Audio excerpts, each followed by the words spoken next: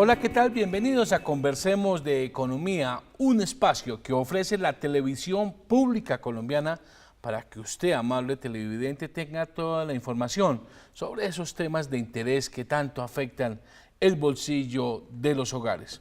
Hoy vamos a hablar de un tema que nos interfiere a todos, es un tema general, es un tema sobre el estado de la economía colombiana. Ya estamos arrancando pues el segundo semestre del año, la parte final de este año 2016. Son muchas las cosas que se dicen, lo que está por pasar, lo que viene, y pues precisamente para analizar esta situación, para analizar cuál es el estado de la economía y para dónde vamos, pues tenemos un invitado de lujo esta noche. Está con nosotros el ingeniero, economista, un hombre que ha recorrido todos estos tintas de economía, porque además escribe columnas actualmente en el periódico El Espectador. Eduardo Sarmiento, doctor Sarmiento, un gusto tenerlo aquí en Conversemos de Economía, en este espacio de la televisión pública colombiana. Muchas gracias por invitarme a su interesante y proyectivo programa.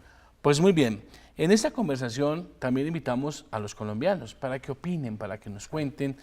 Y en este caso lo que hemos hecho es sobre la percepción de la economía. Les preguntamos a ellos por qué creen que hay esa percepción de que la economía va por mal camino, como lo reflejan las encuestas. Miremos, lo invito a que miremos lo que opinan los colombianos. Yo creo que la percepción es más que todo, primero, digamos en el alza del costo, o del precio sobre productos de la canasta familiar.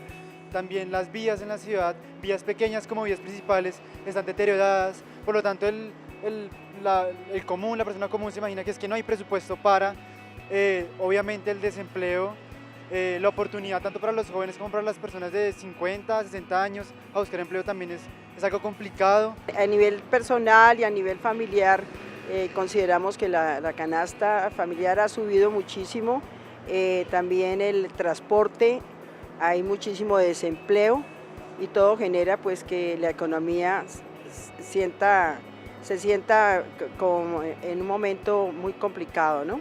Bueno, la economía va por muy mal camino porque sencillamente la gente no se educa financieramente. Buscamos siempre las mismas fuentes de ingresos, pero sabemos que hay muchas otras alternativas. Bueno, yo creo que va muy ligado al tema de seguridad, la falta de oportunidades laborales que hay. Creo que el desempleo tiene que ver mucho con el tema de la economía, la creación de empleos informales y demás que afectan directamente el tema económico del país, y la percepción de inseguridad hace que también haya menos inversión extranjera y demás. Terrible la economía del país, está muy cara la vida. Está demasiado costosa la vida de este país, nos quejamos de los demás países y estamos iguales que ellos. A su pregunta se la contesto con otra pregunta. ¿Por qué cree que en este momento estamos necesitando una reforma tributaria como la propone el gobierno? ¿Qué se piensa hacer con ese dinero? ¿De dónde vamos a sacar nosotros el dinero para responder todos los compromisos que se están adquiriendo con los señores de las FARC? Esa es la verdadera pregunta. Pues ahí está, doctor Sarmiento, la percepción de los colombianos sobre la economía, y mucho está orientado al tema de, si usted lo ve, en inflación, en alto costo de la vida y en el tema de desempleo. ¿Eso es lo que puede estar afectando la percepción sobre la situación de la economía? La gente siempre tiene la razón. Cuando yo escucho aquí prácticamente una encuesta representativa, usted advierte una gran molestia, una gran angustia por dos problemas centrales: el desempleo y el costo de la vida. Sí. Pues bien, si usted mira la información del primer trimestre, lo va a encontrar en cierta forma reflejado en las cifras macroeconómicas. Llevamos 5 meses seguidos de aumento del desempleo. En el pasado, el empleo anual crece del orden de 500,000 personas. En este momento desciende. Entonces, el empleo está descendiendo. Entonces usted tiene aumento del desempleo y también reducción del empleo. De manera que allí la gente está captando eso. Luego, el costo de la vida.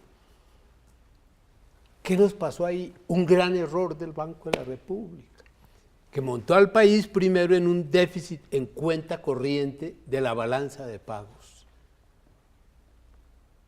por una revaluación de más de 10 años, que no era sostenible porque ese elevado déficit en cuenta corriente estaba apoyado en un dólar, en un precio del petróleo de $100, claro, muy alto, que no era sostenible.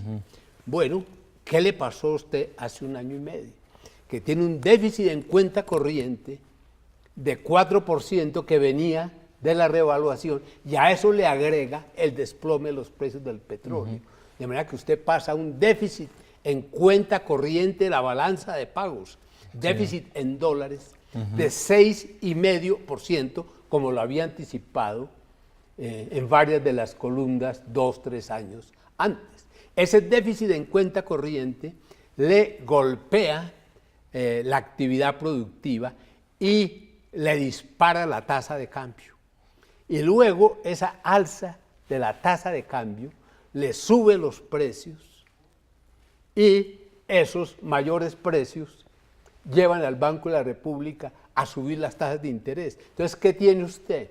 Una economía en donde cae la producción, cae el empleo y sube la inflación. Eso no es normal. Generalmente, cuando usted tiene una economía aumentando la producción, el empleo, los precios son presionados hacia arriba. Sí. Y cuando bajan, ocurre lo contrario. En este caso, usted tiene una llamada estanflación. Usted tiene caída de la producción y del empleo, y al mismo tiempo aumento de la inflación. Pero cuando uno comienza a leer muchas veces también a muchos otros analistas, si bien claro, la tasa de cambio y esa devaluación tan fuerte pega e impacta a los importados y que consume un cierto nivel de la población, el principal problema de la inflación alta en los últimos finales del año pasado y estos meses iniciales de este año es el fenómeno del Niño, que es la que produce una onda especulativa por algún desabastecimiento de alimentos básicamente, que es lo que uno ve jalón en la inflación. Es más un fenómeno natural y por eso también se equivoca el Banco de la República al subir tasas de interés por un fenómeno natural temporal. Sí, usted tiene que hay ambos factores. Sí. Usted tiene que la devaluación le hace más grave el fenómeno del Niño, y el fenómeno del Niño le hace más grave la devaluación. Sí. De manera que los dos van juntos y ambos se reflejan en el precio de los alimentos. Usted va a ver que en los próximos 2 o 3 meses, cuando vamos a tener el fenómeno de la niña, no vamos a evitar la presión generada por la devaluación. De manera que las dos cosas van juntas.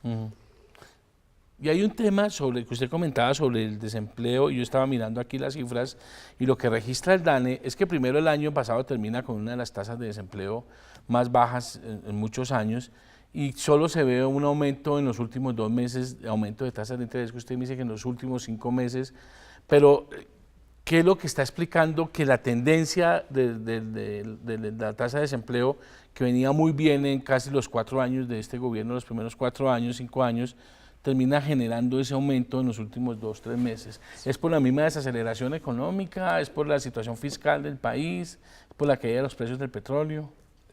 Usted tiene que al principio del gobierno hay una respuesta muy importante del empleo. Entonces usted tenía la economía generando 800,000, 700,000 empleos por año.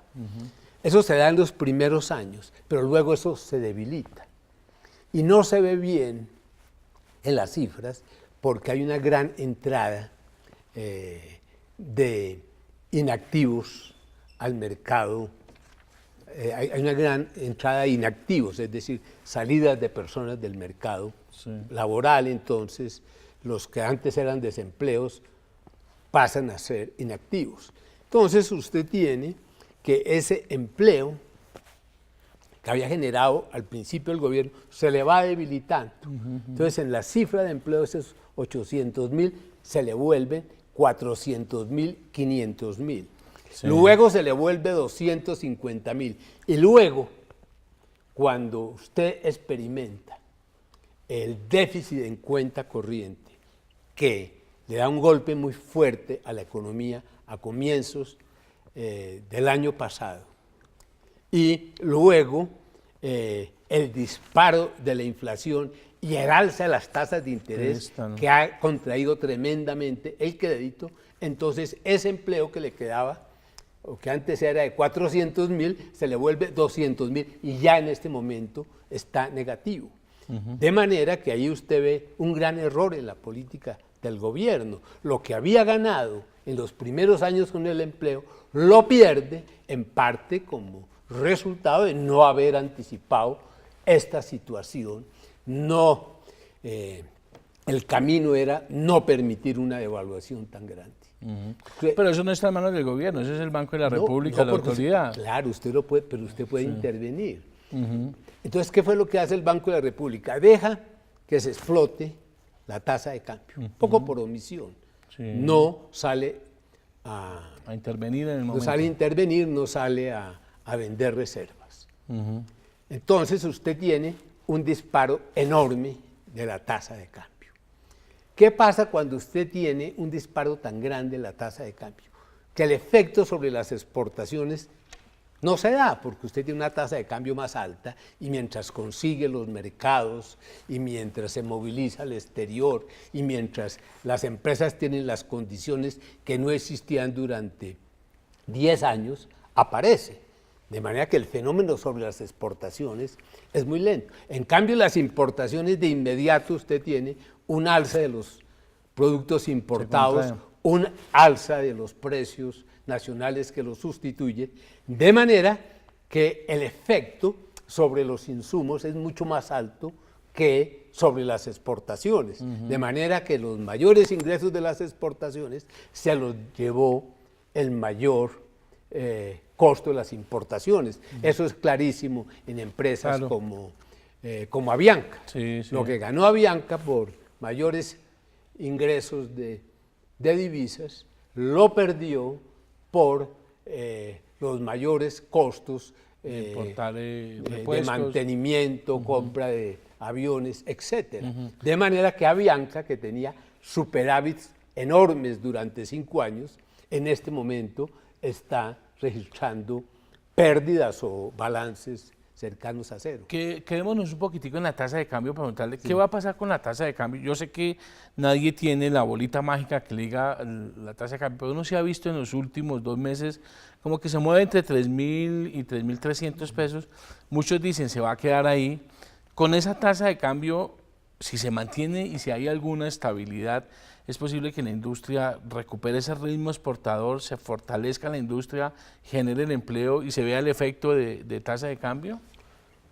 El efecto de tasa de cambio, y eso lo aprendimos con la devaluación gradual, que cuando usted hace devaluaciones pequeñas, es mucho más fácil que la gente se ajuste, eleve los precios de las exportaciones y pueda asumir los mayores costos de las importaciones.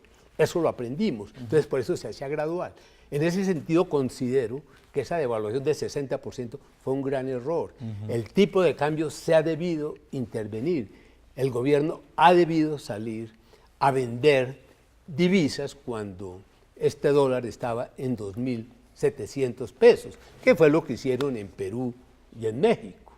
De manera que claro que se podía hacer. Entonces lo que se está viendo en este momento es que las cantidades de reservas que usted necesitaría para bajar ese dólar por esa vía es de enormes magnitudes. Entonces usted ha quedado en cierta manera desprovisto de medios para regular el tipo de cambio, de manera que este tipo de cambio, este dólar, queda a discrecionalidad del precio del dólar.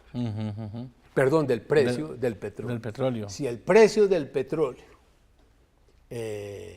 sigue subiendo, probablemente usted va a tener una moderación, una pequeña baja Una tasa de en cambio, el sí. valor del dólar. Sí. Pero si ese precio del petróleo, en lugar de colocarse en $50, baja a 40, 30, usted puede volver a tener una situación compleja. De manera que usted quedó, en cierta manera, a condición del precio del petróleo y de lo que haga Estados Unidos.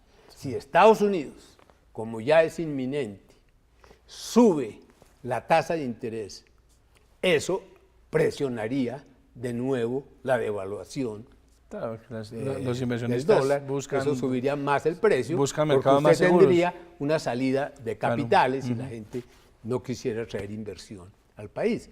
De manera que, fíjese que allí faltó anticipación, faltó pragmatismo. Usted no puede dejar que ningún precio se le dispare Claro. 60, 70, porque eso acaba llevándose a los otros. Además, se Entonces, lo del confiaron Banco que- de la República es en cierta manera ridículo, porque ellos suben la tasa de cambio por omisión y luego la quieren bajar subiendo las tasas de interés. Sí.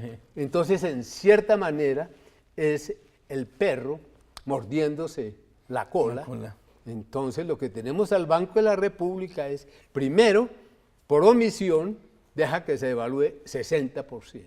Y luego trata de controlar esa devaluación y esa alza de precios subiendo la tasa de interés. Esta subida de la tasa de interés, como usted dice, no afecta a la inflación. En cambio, ha ocasionado una contracción monumental del crédito que va a acentuar la caída de la producción y el empleo.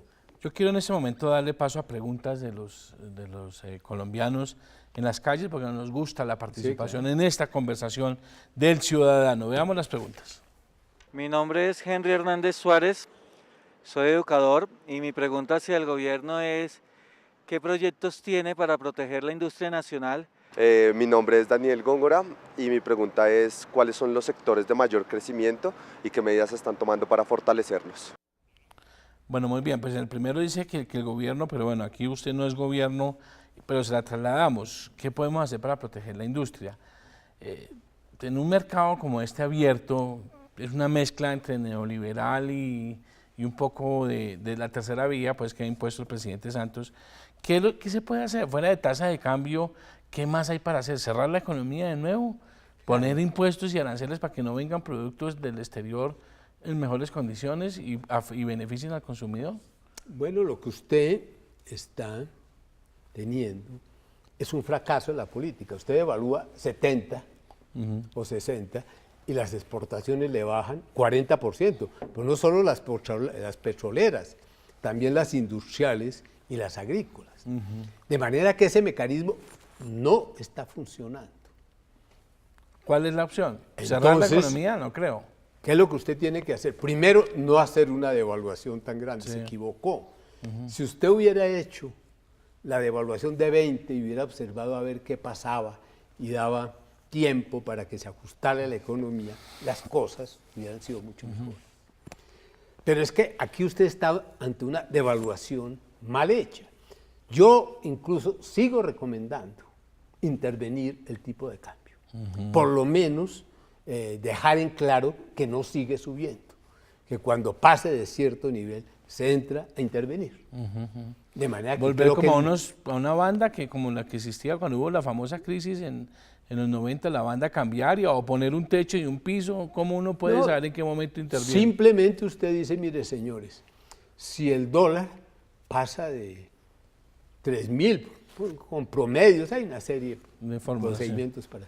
Si sube de cierto nivel, que eso no hay que decirlo porque suena feo, pero más o menos en la práctica, si el dólar sube por encima de 2.900 o 2.800, el Banco de la República sale a intervenir, sale a vender dólares, a ver hasta dónde puede evitar que siga subiendo y hasta dónde puede lograr que baje. Eso habría que hacer. Darle a la gente la garantía de que este dólar no se va a 3.400. Sí. Pero si usted pone un precio, doctor Sarmiento, usted sabe que eso ha pasado, los especuladores comienzan a pegarle a ese precio y comienzan a hacerle la presión al banco para que y comienza a quemar reservas. Es decir, se volvería una pelea entre especuladores, banco, y al final termina una mayor incertidumbre. Mire, usted manejó ese sistema de control de cambios dentro del sistema de la devaluación gradual. Yo fui miembro de la Junta Monetaria en esa época. Y eso no pasaba. Usted lo hacía gradualmente y usted espantaba a los especuladores, de manera que ese control de tipo de cambio se hizo en el pasado, pero obviamente requiere meterle dólares y requiere un gran manejo administrativo, pero que se puede hacer, de manera que yo no estoy de acuerdo que cuando usted tiene tasa de cambio intervenida, eso va a generar una devaluación y una escasez artificial. No, yo creo que usted lo puede hacer, pero obviamente siendo serio, como ocurrió en el pasado. El país duró 20 años con un tipo de cambio de ajuste gradual, sin crisis cambiarias y sin recesiones. Fue la época de oro de la economía. Este tipo de cambio flexible le genera a usted una serie de problemas enormes. Cuando usted tiene los altos precios de las commodities, usted tiene una revaluación que le destruye la industria y la agricultura. Y luego, cuando se le devalúa, usted tiene recesión e inflación. Entonces, usted necesita un instrumento intermedio que no sea fijar la tasa de cambio, pero tampoco dejar que se den esos movimientos tan grandes. Eso queda demostrado, que usted debe estar más cerca de una devaluación gradual que una devaluación masiva. Mire, mi tesis de grado fue sobre ese tema hace mucho tiempo. Y lo que encontraba en todos los estudios que hice de los países desarrollados de América Latina es que las devaluaciones masivas, por lo general, generan grandes crisis. El otro ciudadano preguntaba que cuáles son los sectores que están teniendo mayor crecimiento y qué hacer para digamos, mantener ese ritmo. Yo leí en sus columnas últimas que pues, la infraestructura es uno de los sectores que está jalonando la economía. La construcción la jalonó durante un tiempo, tuvo una caída en el primer trimestre del año, pero la construcción ha sido muy dinámica. Esos sectores, ¿por qué ustedes cuestiona tanto el tema de las vías y el tema de si ese desarrollo vial es fundamental para el país? Claro. Sin vías este país no es competitivo. Lo primero, el país viene de un modelo que no funcionó, que es el de las commodities. La teoría de las locomotoras del gobierno fue un fracaso.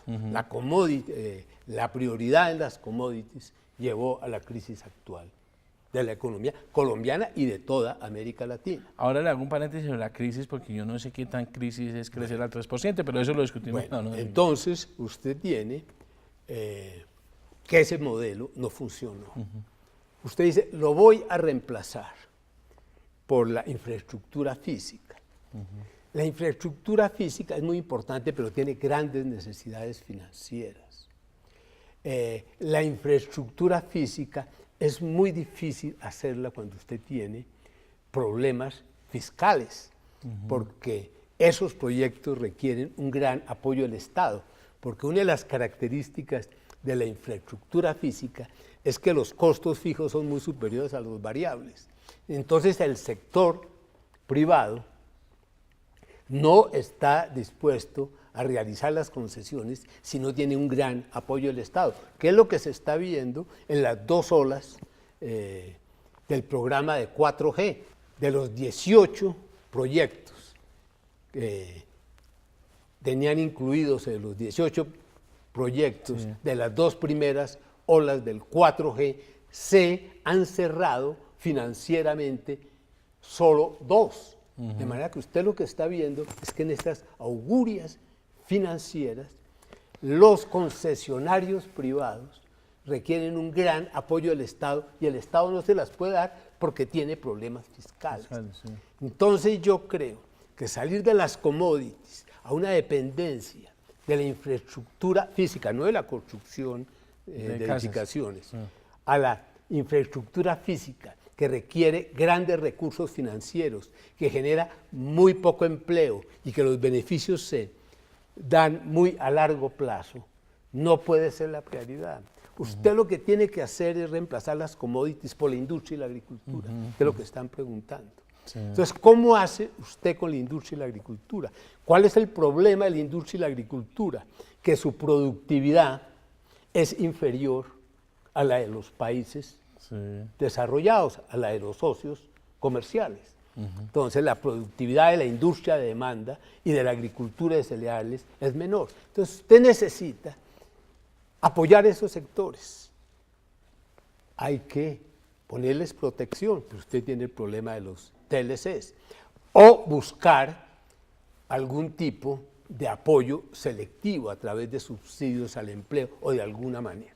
Entonces yo creo que en el caso de la industria lo que yo he propuesto es una escalera tecnológica, y es que usted, en lugar de hacer una protección general, piensa en una protección escalonada. Usted, el caso coreano, usted escoge unos productos que el país está en capacidad de vender en el exterior. Entonces les da una protección durante un tiempo definido. Luego entra a otros más complejos, y luego otros más complejos, y finalmente usted cubre la estructura industrial. Pero necesita ese apoyo. Pero usted qué hace con buena industria y sin vías, sin vías para transportarla. Y un país con necesidades como la vial, es como sopesar qué hace. Bueno, usted puede... Es un poco como... los costos, el efecto costo no es tan grande. Y eso los puede usted subsidiar. Es que es muy difícil hacer industria y agricultura sin subsidios. Es que eso fue lo que se aprendió. Cuando usted prescinde los subsidios en la industria y la agricultura, y no nos digamos mentiras, usted queda dependiente de las commodities, y el mercado, en cierta manera, le condena a la industria y la agricultura. Pero entonces, si usted dice, no hay subsidios, no hay ayuda a la industria y a la agricultura, en cierta manera usted está diciendo, dejemos que el mercado sea el que determina esto, y el mercado se va en favor de los servicios y de la minería. Entonces, lo que yo pienso que debe hacerse es una protección, pero diferente a la que se hizo en el pasado. De ninguna manera es cerrar la economía. Fíjese que lo que le estoy diciendo es, protejamos unos productos agrícolas, unos productos industriales, con unos subsidios especiales, en el caso de la industria, temporales, que irían primero a las industrias que el país está haciendo o que está en capacidad de elaborar más fácilmente. Entonces usted le da un apoyo a esas. En la medida en que esas empresas aprenden en el oficio y sube la productividad, usted dice, ya no más, señores, ahora entra otro grupo de industrias. Y luego de 5 o 6 años, usted puede haber cubierto la totalidad del plan industrial. Y en el caso agrícola es más claro. ¿Qué le pasa? Y estoy terminando un proyecto sobre eso. Sí. En el caso agrícola. ¿Qué le pasó a usted en el sector agrícola? Usted le quitó la protección a la agricultura y usted se quedó con la agricultura tradicional. Usted prescindió, en cierta manera, de los cereales y de los lácteos, que son los productos de demanda mundial. Los productos tropicales no tienen demanda mundial, tal vez exceptuando la palma africana. Entonces, usted dejó el mercado y el mercado lo llevó a usted a las actividades de ventaja comparativa que usted puede hacer más fácilmente, pero esas no tienen demanda. La yuca, la papa, el café, etcétera, no tienen demanda mundial. La demanda mundial está en los cereales, productos lácteos y carne. Y ahí tenemos diferencias de productividad con relación a los países temperados, con relación a los países de estaciones. Entonces, usted necesita darles una protección a esos productos agrícolas.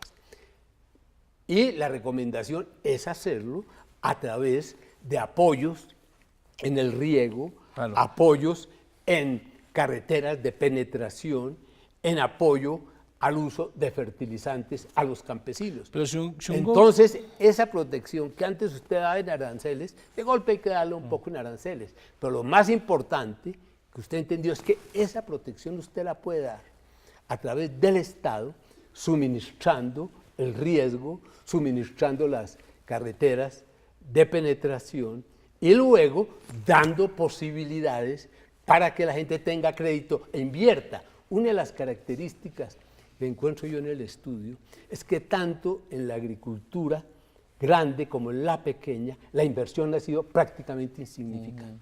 No hay inversión en capital, no hay inversión en máquinas. Algo se hace. Pero eso lo tiene que hacer el privado, porque el gobierno y con plata de impuestos uno financiando a los señores industriales. Ese es el peor de los mundos. Por eso, pero como la rentabilidad es menor que en las ciudades, la gente no lo hace. Entonces, para que la gente tenga estímulo de hacer, usted tiene que darle ese apoyo. Entonces, en lugar de darle el apoyo a las vías, ¿no? A través de los subsidios de la, digamos, esos subsidios más bien démoselos a la industria y la agricultura.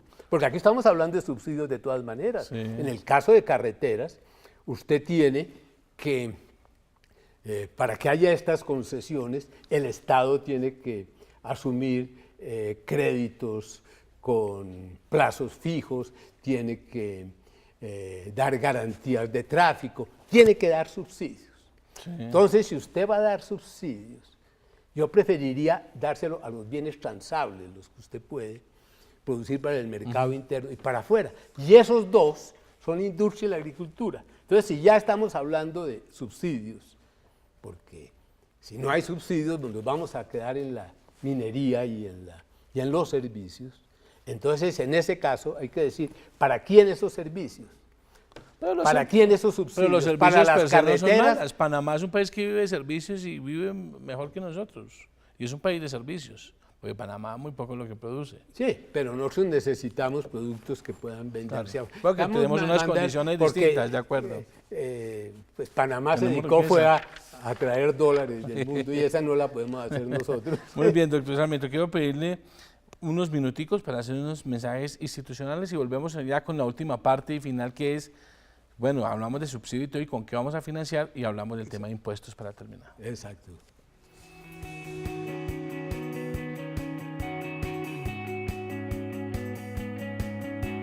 De manera que una elevación de los impuestos, especialmente el del IVA, en 3 puntos, le reduciría la capacidad de compra de los colombianos.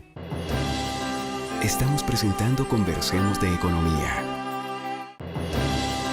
Estamos presentando Conversemos de Economía.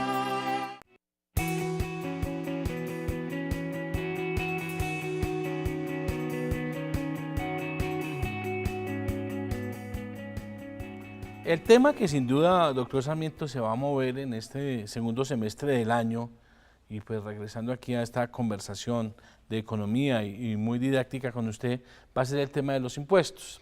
Y hablábamos en la primera parte del programa de subsidios, de apoyar más a sectores, agricultura, industria, pero esto sin plata no se puede hacer y el gobierno ha venido advirtiendo de una situación fiscal compleja, difícil, ha anunciado recortes fuertes en el presupuesto que también ayudan a contraer la economía. Por eso le preguntamos, doctor Sarmiento, a los colombianos si es por el camino de los impuestos como se puede recobrar el rumbo de la economía. Ya se podrá usted imaginar la respuesta de los colombianos, pero escuchémosla. Bueno, yo creo que los impuestos no son el rumbo para recobrar la economía en Colombia porque de hecho hay otras formas de recobrar la economía en Colombia libre de impuestos. Yo creo que los impuestos que están ahorita son algo que debemos, o sea, que pagamos todos los colombianos, pero no es suficiente para recobrar la economía en el país. No, considero que es más factible que se acabe más bien la corrupción. Más impuestos es simplemente abrirle cabida a más corrupción, porque pues la plata incluso actual no se ve bien invertida. No es el camino, indudablemente que no, porque día tras día el gobierno nacional está implementando más impuestos y realmente esa no es la forma ni el camino para este tema, ya que el país día tras día con los impuestos va en detrimento de la pobreza y la estabilidad de todos los ciudadanos. No siempre, porque los impuestos en realidad la economía no influye mucho para para solucionar ese problema, ¿cierto? Pues en realidad yo creo que uno como ciudadano, los impuestos es lo que lo tiene a uno apretado en todo sentido. Yo diría que es una parte fundamental. La economía no se dinamiza sola, tenemos todos que aportar. Igual es importante que no solamente los dineros de la gente que recauda acá en el país se puedan recaudar, sino también los que están afuera. Pues ahí está, cuando uno le pregunta de impuestos a la gente, todo el mundo dice que no, y obviamente ese va a ser un tema de gran discusión para lo que viene en lo que resta de este año. Pero ¿usted cree en realidad, usted que es un hombre que ha estudiado la economía, no solo colombiana, sino otras economías, que en Colombia se pagan en realidad los impuestos que deberían de pagar? Depende, ¿no?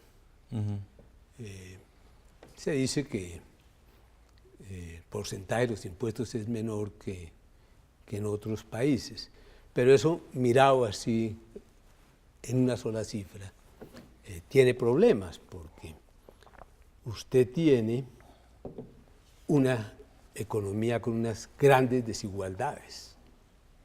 Entonces, en este caso, no se puede hablar únicamente de impuestos, sino del tipo de impuestos. Probablemente los impuestos sean menores que en otros países de América Latina, pero eso no es general, en otros es mayor. Pero lo cierto es que usted tuvo una caída de los precios del petróleo, y eso le genera un déficit fiscal que lo colocan en dos alternativas. Usted reduce el gasto o aumenta los impuestos. En este momento, aumentar los impuestos le quitaría capacidad de compra a la gente. De manera que lo que usted hace con el gobierno se lo quita a la gente. De manera que le va a generar problemas contractivos, más cuando usted tiene esta restricción del crédito. De manera que una elevación de los impuestos, especialmente el del IVA, en 3 puntos, le reduciría la capacidad de compra de los colombianos, que de golpe luego podría compensarse cuando el gobierno gaste esa plata, pero de entrada acentuaría las tendencias correctivas de la economía. Y el otro es la equidad. Usted necesita un sistema tributario equitativo, en donde deben pagar más los que tienen más. Y aquí lo que se ha presentado es un impuesto al consumo, un impuesto al IVA, que es un impuesto indirecto en donde proporcionalmente pagan más los que tienen menos. En el caso del IVA, en términos de ingreso, pagan más los pobres, las personas menos afortunadas que tienen que acudir a los bienes de primera necesidad. Pero la canasta familiar no está grabada con IVA. Bueno, pero en la gente, pues. Sí, no está totalmente grabada, pero el IVA, que es un impuesto indirecto, basado en el consumo, pues obviamente como en términos del ingreso consumen más los pobres que los ricos, pues ellos van a acabar pagando más. Entonces usted tiene una reforma tributaria inequitativa que acentuaría la inequidad de la sociedad colombiana. ¿Cuál es una reforma? Entonces, ¿cuál sería la alternativa? Sí, esa es la pregunta. Que lo sugiere uno de los comentaristas, uno de los ciudadanos opinantes, que por lo demás lo hacen muy bien. Si usted va a grabar acá, no puede decir, bueno, yo voy a reemplazar la factura petrolera de alguna manera. Entonces, digamos, bueno, vamos a buscar en dónde. Yo creo que usted puede tener déficits fiscales. Sí. Y lo están teniendo muchos países, y un poco la crítica en Estados Unidos es que su déficit fiscal debería ser más grande, lo mismo en Alemania. De manera que ya no nos podemos asustar tanto con eso. De manera que hacer una reforma tributaria para darle gusto a las firmas calificadoras, para que tengamos un déficit fiscal de 0, pues a mí no me parece correcto. Yo creo que el país tiene que estudiar eso de acuerdo con sus intereses nacionales. Ahora, entonces usted tiene, en primer lugar, usted va a conseguir esos recursos con impuestos o con financiamiento. Entonces, de entrada usted dice, bueno, parte en impuestos y parte en financiamiento. Crédito, sí. Entonces, hacemos una ponderación. Y luego les digo, ¿pero cuáles impuestos? Entonces yo digo, no el impuesto indirecto que pagan en mayor proporción las personas de menores ingresos. Busquemos un impuesto progresivo que lo paguen en mayor proporción los que tienen más. ¿Cuál es ese impuesto? Ese es el impuesto a la riqueza, que es bajísimo. El impuesto a la riqueza, que lo establecieron entre 0.2% y 1.5%, no le da a usted más de 5 billones de pesos. Lo cual señala que esos patrimonios están muy subvaluados. Entonces, ese es el camino. Aumentemos el impuesto a la riqueza, que es muy bajo en Colombia, para que lo paguen los que tienen más. Y luego, lo que mencionaba esto, crear las condiciones para que también sean gravados las personas que tienen recursos fuera del país. No, eso sí, hay una minita. Ahí hay una minita y ese procedimiento está muy confuso. Pero entonces, ¿qué es lo que usted tiene que hacer? Usted tiene un impuesto al patrimonio que le da 5 billones de pesos, que es ínfimo. Entonces, el capital paga muy poco con relación al trabajo. Entonces, en lugar de gravar al trabajo a través del IVA, gravemos al capital, que son los que tienen más. Y además ellos no están pagando mucho. Entonces, subamos esa tarifa del impuesto a la riqueza y luego creemos una serie de condiciones para que la gente que tiene recursos afuera, que parece que son muy cuantiosos, paguen impuestos y ojalá traigan esos recursos al país. Entonces tenemos que trabajar más por estas vías estructurales que por la vía fácil del Fondo Monetario y de los organismos calificadores de riesgo. Mire, me parece que en este tema yo creo que es una discusión que va a comenzar y va a ser una discusión bien fuerte, pero yo quiero preguntarle a usted para ya ir cerrando el tema del impacto que va a tener la firma del acuerdo con las FARC y el tema de la paz en la economía. Planeación Nacional habla que la economía crecería a niveles del 5.5% en un escenario de paz. ¿Usted cree que el impacto va a ser muy positivo para la inversión en el campo especialmente y el desarrollo agrícola y lo que viene? Mire, esos estudios que hay, con todo respeto, yo los he discutido, son muy flojos. Están hechos un poco con el deseo. Vamos a tener grandes expectativas, un gran optimismo, y ese optimismo dura poco cuando usted no lo realiza. De manera que yo creo que eso depende de lo que usted haga. Si usted hace la firma del proceso y lo aprovecha para hacer una serie de reformas económicas importantes, usted podría tener una mejoría de la economía. En el caso de la agricultura, la agricultura aparece como el sector central del posconflicto. Además, es la causa, es en cierta manera la señal de lo que hay que cambiar. Ese sector está postrado. Tiene únicamente un presupuesto del gobierno de 1.8 billones. Eso no alcanza absolutamente para nada, ni para subsidios al consumo ni a la producción. Hay que elevar ese presupuesto de la agricultura. No aumentando impuestos, quitándoselos a otros. Por ejemplo, un sector que se lleva una gran parte de la economía es el de las pensiones. Ese es el gravamen más costoso. Entonces, hay que sacar plata de ahí. Hay que bajar el gasto militar. Baje usted esos dos componentes.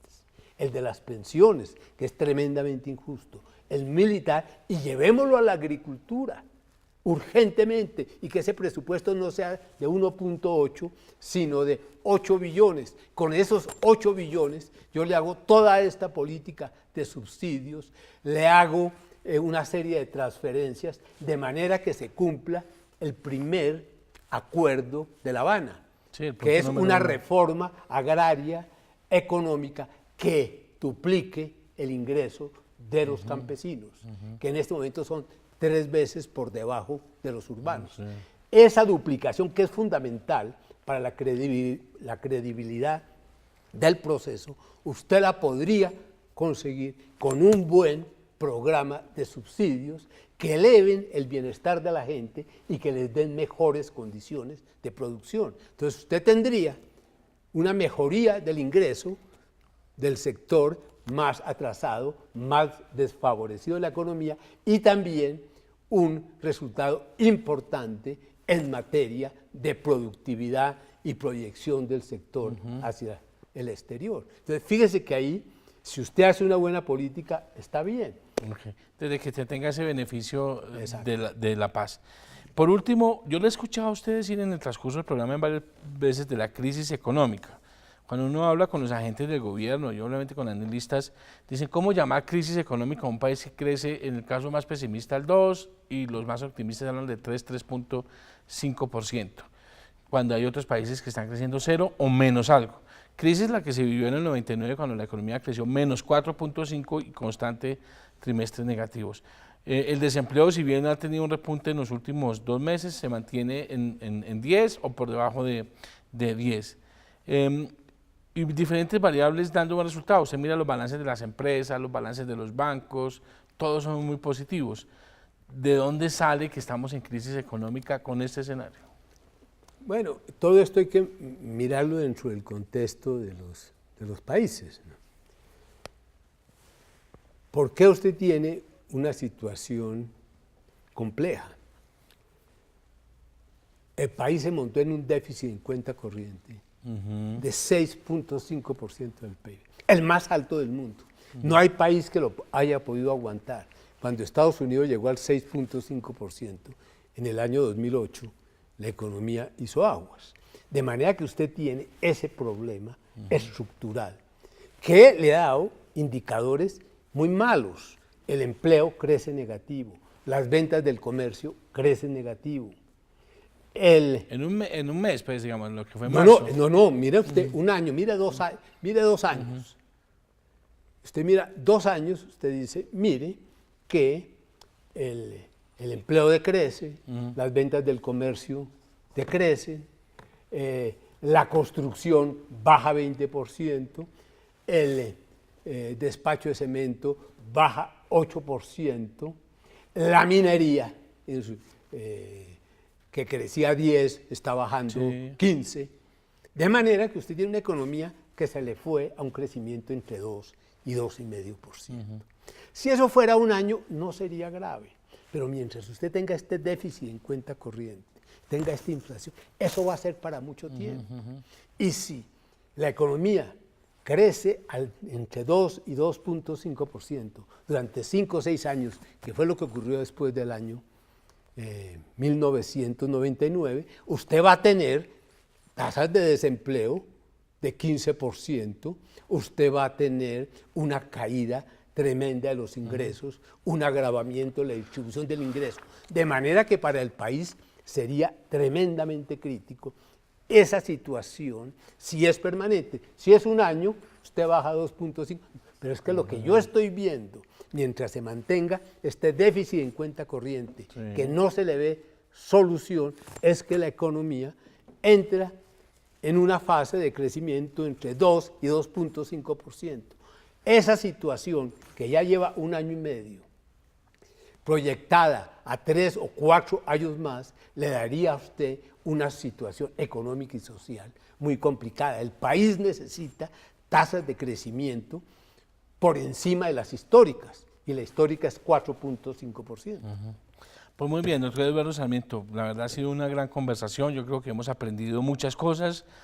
Hay diversidad frente a otros tipos de analistas, pero de eso se trata precisamente la democracia del país, de tener todos los puntos de vista y nosotros más aún como televisión pública que lo tenemos que hacer. Muchas gracias por estar con nosotros esta noche. Bueno, muchas gracias por la invitación, ha sido muy estimulante la conversación y todo esto con el ánimo de que la opinión pública tenga diferentes oportunidades y sobre todo para que vea que hay alternativas, aunque difíciles. Pues muy bien. Y a ustedes, amables televidentes, muchas gracias por permitirnos estar en sus hogares. Nos vemos la próxima semana con más temas de interés aquí en Conversemos de Economía.